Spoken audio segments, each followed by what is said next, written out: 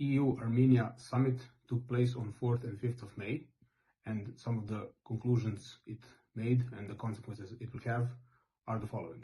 First of all, signing of several agreements, which include Armenia as part of EU's greater geopolitical projects in the region, and further integration of Armenia into the Western political sphere, and of course, by consequence, further distancing from Moscow.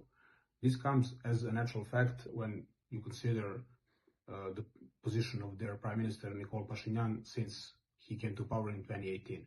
And of course, this summit comes in the shade of current war in the Middle East and the one in Ukraine, but it is not irrelevant, quite the contrary. It comes as a continuation of the efforts of the West to fully exclude Russia from the Caucasus region. What first comes to mind when speaking about this summit is, of course, the timing.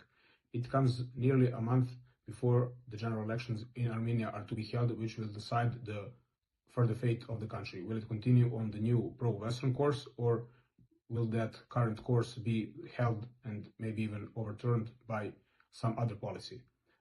EU has already put its determination behind the candidate of the ruling party and showed its willingness to support him in the upcoming elections by sending in monitoring teams, by sending in teams to combat foreign influence, that is, of course, and first and foremost, Russian influence, other activities that include cybersecurity, questions of defense, and other aspects.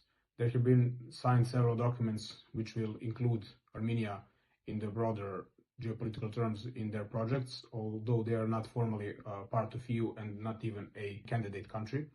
Those projects even include some investments that can lead up to several billion euros of investment in Armenian economy in the future. As a key result of the summit, new EU-Armenia connectivity partnership will be started, and it will be a part of a broader scale project of the European Union to combat the Chinese Belt and Road Initiative, which also leads over the same territories from China to European Union.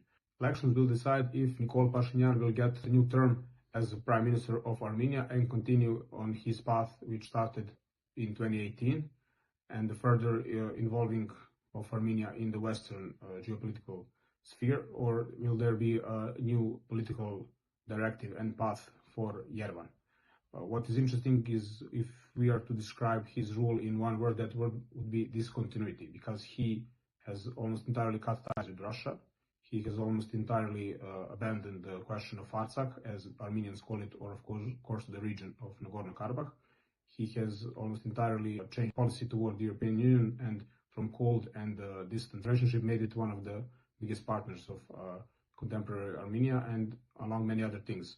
Of course, there's a big opposition to these processes in Armenia itself. The church in Armenia has been the biggest opposition to Pashinyan so far, since they rejected his peace deals with Azerbaijan regarding the disputed area of Artsakh, and of course, him cutting off every tie with Russia.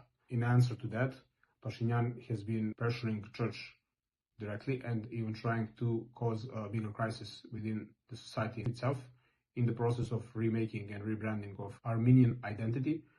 The biggest question of the upcoming elections, of course, is will this discontinuity continue, or it will be paused and something similar to the situation in Georgia will happen. So basically the dilemma is next: will Armenia be more like Ukraine, cutting off all ties with Russia and standing on the Western bloc entirely, or it will be more like Georgia, stopping and even to a certain degree reversing the current political course, which is entirely pro-Western, and finding a balancing positions between the two blocs, Moscow and Brussels.